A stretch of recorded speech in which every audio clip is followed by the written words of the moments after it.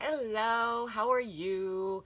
I hope you're having a good day. I hope everyone's getting ready for Christmas. Oh my gosh, Christmas this year is so different than what we're used to. So, we will see if anybody pops on. I know everybody is super busy right now, and it's okay if you can't make it. You can watch the replay. But this is live chat with me, Chris, Grandma Keto Kitchen, and we are going to talk about the number one killer of women today.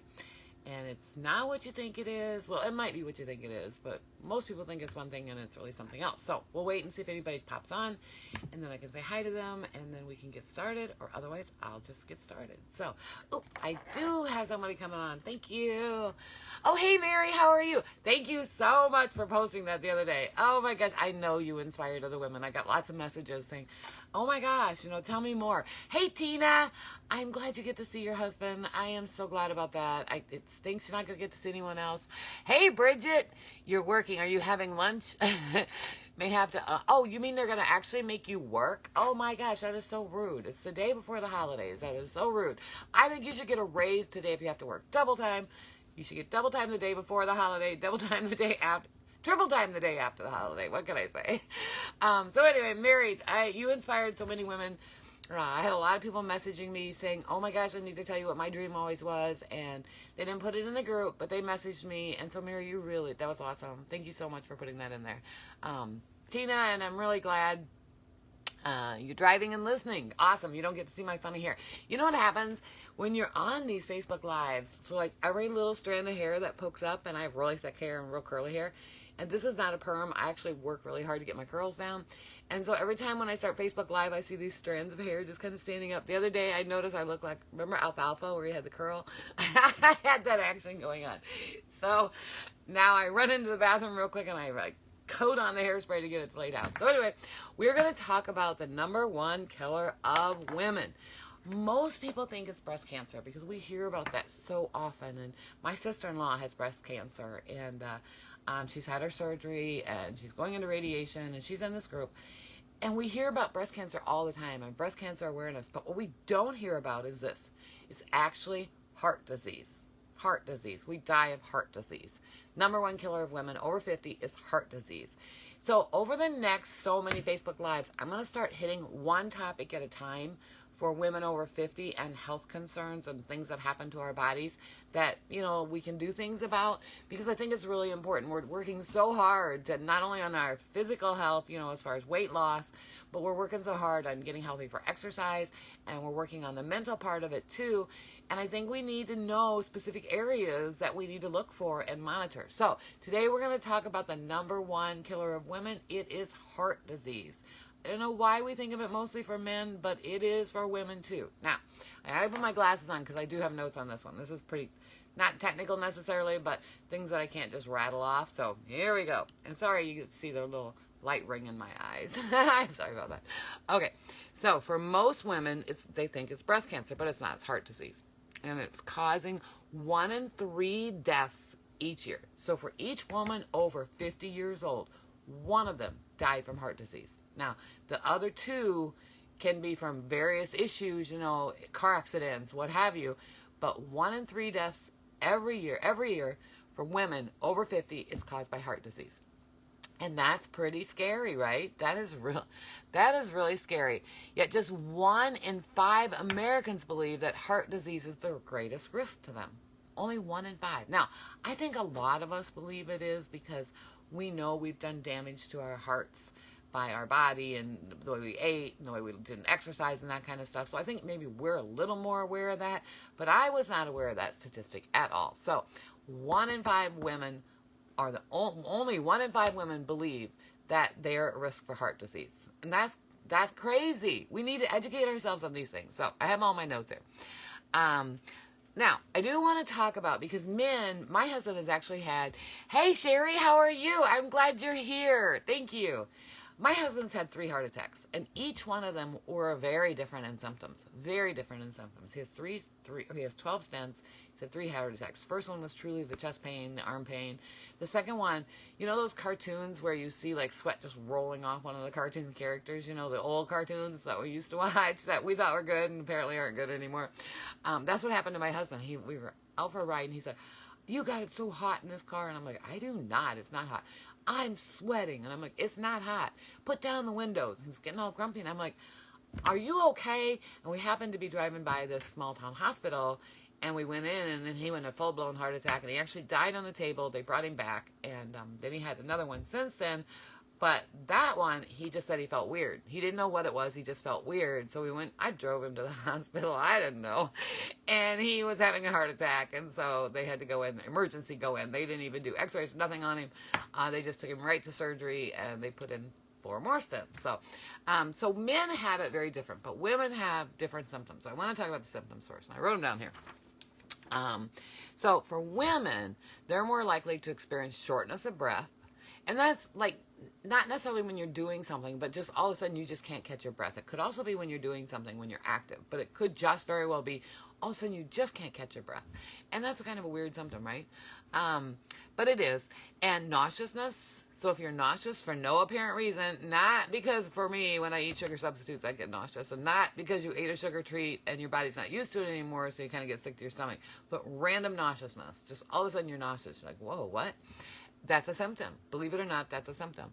Vomiting, again, now that we don't do a lot of, so that would be suspicious to me if all of a sudden I started vomiting. And back or jaw pain. I had heard of back pain before, shoulder pain, but I never heard of jaw pain before, so that one kind of surprised me. Hey, Lori, your ex had 2 heart attacks, and I had no idea what was wrong. Thought he had food poisoning. Yeah, I mean, sometimes the symptoms just aren't as you see on TV. You're watching a movie, and they're like, oh, and then they go down like, oh, they're having a heart attack. And that one, but there are other signs too that you have to watch for. Now, if you catch that early, you're most likely going to live through it, but you want to make sure that you know the symptoms. So let's go over them again. So it's shortness of breath, nauseous, vomiting, and pain to the back or the jaw. Now, I have a lot of pain in my jaw because I talk a lot. Just kidding. But those are the symptoms for women. So we need to monitor those symptoms. Now, let's talk about prevention. So I wrote all this down. Now, we're going to talk about alcohol. And I know we're not supposed to be drinking on keto. I get all that. But for heart disease, you want to limit alcohol to 1 drink a day. 1 drink a day. And actually, they say that's really good for you to have 1 drink a day. There's something about how alcohol goes through your system. It actually can help your heart. But you don't want to have more than 1. Now, on keto, you can have alcohol. Obviously, it's not encouraged, but you can, but straight alcohol. And then add like some, and I'm not a drinker. The only thing I ever drink is wine. White Zinfandel. I'm a cheap drunk. 2 glasses and I am the party of the room. It's just, yeah, it's a moment that I choose to forget. But regardless, if you're going to have drinks on keto, you want to make it straight alcohol and then just add some flavoring and, some seltzer water or flavored drinks like that type of thing. And that's the best way to drink on keto. But you want to limit your alcohol to 1 drink a day. And I don't know how many fingers that is, but 1 drink a day. I'm not a drinker. I had my days of being a drinker, but not anymore. The hangovers just aren't worth it. So, alcohol is one. You want to limit it to 1 drink a day. Depression is another one. Depression can add so much stress to your body that it can actually cause heart disease. Now, I know depression and stress are very hard on your body. I know that. We all know that. But I didn't realize that just depression in and of itself can cause heart disease. But it, in fact, can. It increases the risk of heart disease by 2 to 4 times. Just being depressed. And I'm pretty sure what they're meaning is continuously depressed. Not just like a moment of depression where you're like, life stinks and, and my world's falling apart and oh my gosh, and what do I do? That type of thing. Or no one loves me or, whatever the depression is coming from. I'm pretty sure they mean continual depression, but it does put a risk to your heart. 2 to 4 times higher risk of heart disease if you are continuously depressed. So that's another thing to think about too, is let's get those mindsets squared away. We talked about that before. Stress. We know stress raises your blood pressure, and we talked about blood pressure before. That's the beating of your blood against your heart and how fast it's making it go, and it's putting pressure on those veins and the arteries and stuff. So stress causes it. Now, I'm not talking about, remember, the acute stress where it's going on the roller coaster and you're ready to come down and you're like, I'm going to die, and then you love it and you get back on. But I'm not talking about that because that's actually good for you. But I'm talking about the continuous stress. It increases your blood pressure, and that puts pressure on your heart, and that will cause heart attacks. So we want to watch that. exercise. So now we're going to talk about ways to relieve that. So exercise moderately. And this was something interesting that I found out. And I researched this in multiple areas. Do you know that moderate exercise, my neighbor just came home, he's such a loud car. Moderate exercise is actually the best exercise for you. Not the high intensity, and I'm not talking about what we teach and HIIT. That's fine. But, the extreme workouts that everyone wants you to do. It's like, oh, you got to get everything moving. I'm not talking about that type. I'm talking about just moderate exercise is actually better for you than the high intensity for women over 50. So moderate exercise helps decrease the risk of heart attack and heart disease. Now we're going to talk a little bit about cholesterol levels. So everybody always talks about the bad cholesterol, the LDL. But did you know that you lower your risk of heart disease by simply increasing your HDL, your good cholesterol, because that will counterbalance your bad cholesterol. Now, for women over 50, they want it to be greater than 60. I thought that was a real reasonable number, but apparently not. Apparently that's really hard to do for us women over 50 is to have our HDL at 60 or above. So check your cholesterol level and see where you are and see if you're at 60 or above and start working on those heart healthy fats that we eat and the meats and stuff that we eat, because those are really good for our hearts. That's why the recipes that we have them in there, is because we want heart healthy. So check that. Find out what your HDL is and start working to get it over 60, because that is really good for your heart. Yes, we have to pay attention to the bad cholesterol, but we also need to pay attention to the good cholesterol, because that counterbalances the bad. And the good cholesterol does so many positive things for us, so you want to do that. Another thing, and we always talk about belly fat. Normally we talk about it in a way because it's gross and disgusting and we all hate it, right? Well, did you know that even if you are of normal weight, but you have a lot of belly fat, you are absolutely at high risk, greater risk of heart disease. Okay, so I'm going to read why. I typed it up. Belly fat cradles your organs, and not in a good way, it says. It can create dangerous inflammation that raises your risk for heart disease. The AHA sets a maximum waist circumference of women at less than 35 inches. So if you measure your waist, and it is over 35 inches, and 35 inches is the max. If it's over 35 inches, you are at a greater risk for heart disease. Absolutely, unquestionably. And I have known that. They talk about that all the time, when you're always getting into this. Oh, take this magic solution and it'll decrease your belly fat. No. Well, there's really only one way to do that, and we all know that, and that's to eat correctly. Belly fat is the hardest to get rid of. And we did a video on that once. It's the hardest to get rid of. But it's really important now to get rid of, because it is true. It increases your risk for heart disease. I read it, but I always thought those guys were just trying to sell their magic formula. And I was like, oh, okay. So measure your waist. If it's over 35, you are at a really high risk of heart disease. And the lower you go, the less risk you have. Now, I always have had belly fat since I had my second child. I've had 4. And it kind of runs in my family, to be honest. My paternal grandma had a lot of belly fat, and so it runs in my family. I'm going to blame that. Let's just go with that. Let's just blame my family, my genetics. But regardless, measure your waist and keep a monitor on it, because that's what they say.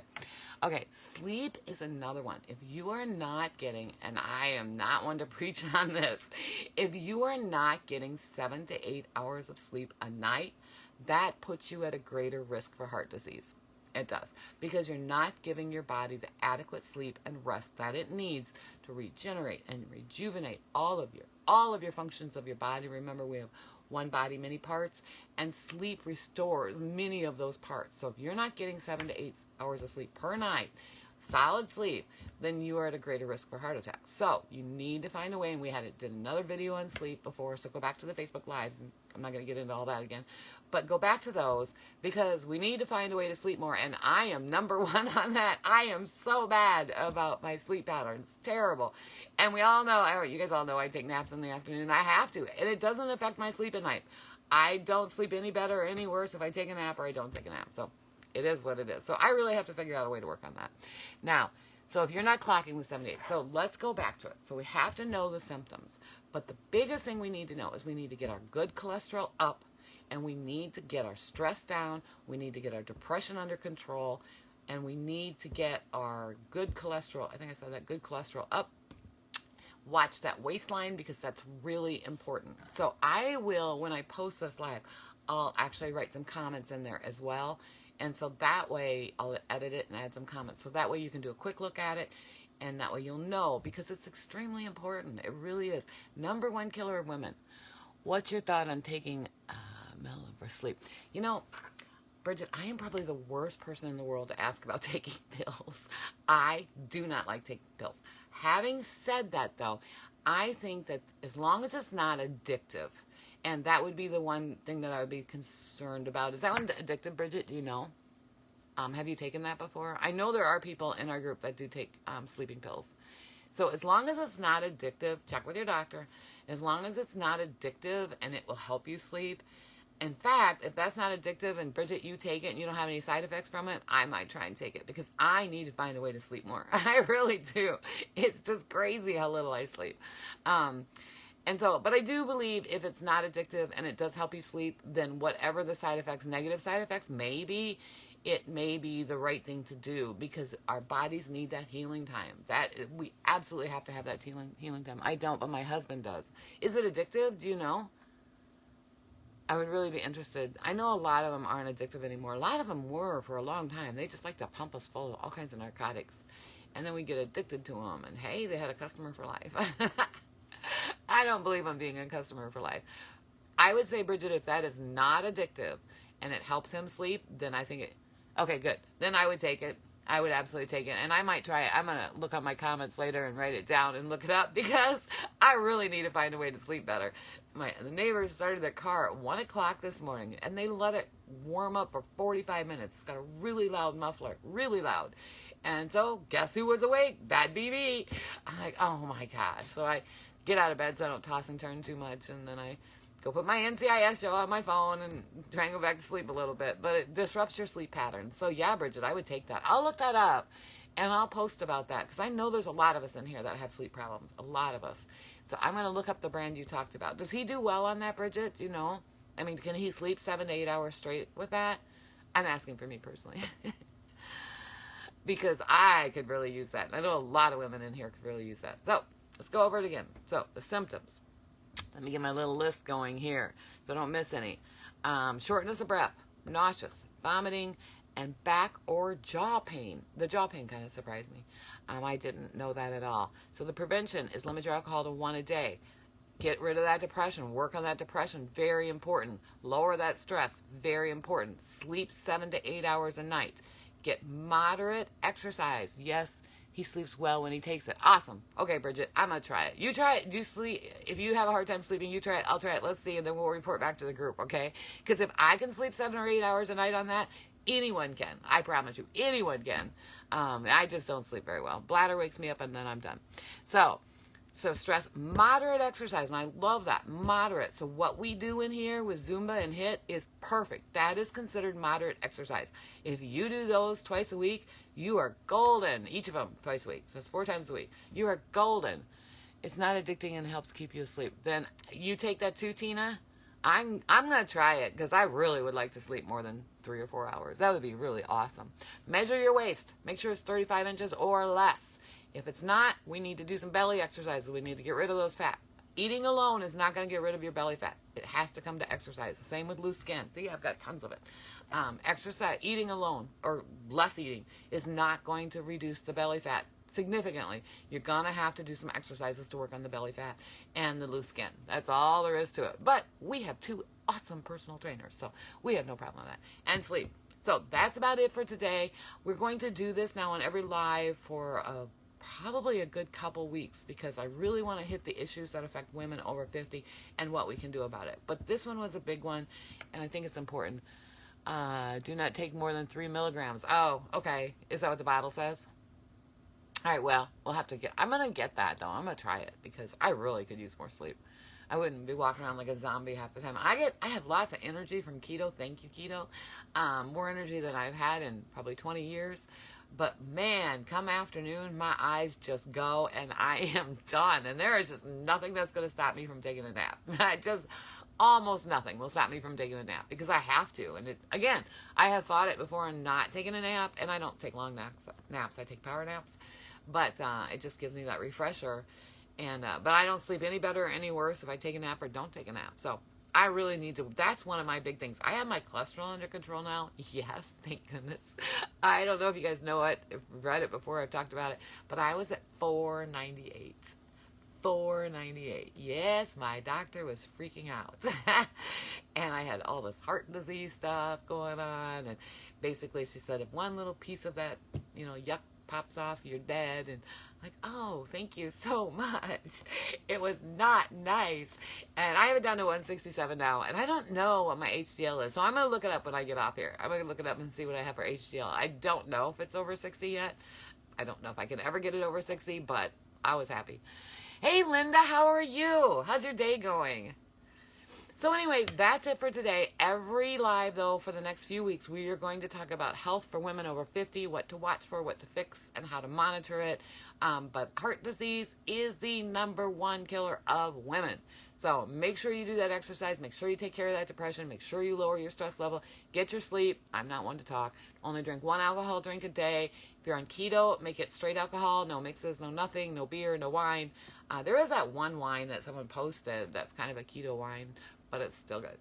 Still got sugar in it. So I would stick to straight alcohol if you're going to do it and just mix it with some carbonated flavoring or something or other, seltzer water or something. Like I said, I'm not a drinker, so I don't really know. But that's about it for today. So you guys take it easy. I love you all. And I will not see you Facebook Live before Christmas. So Merry Christmas. I know it's so different this year for a lot of us. And a lot of you are not going to be able to be with your family. And it's heart-wrenching. And I actually can really relate to that. But you know what? We're all still here. 2021 is almost here. And I'm hoping it gets better. Oh my gosh. I'm hoping it gets better. So you guys take care. I love you all. Merry Christmas. Bye. Merry Christmas, Bridget.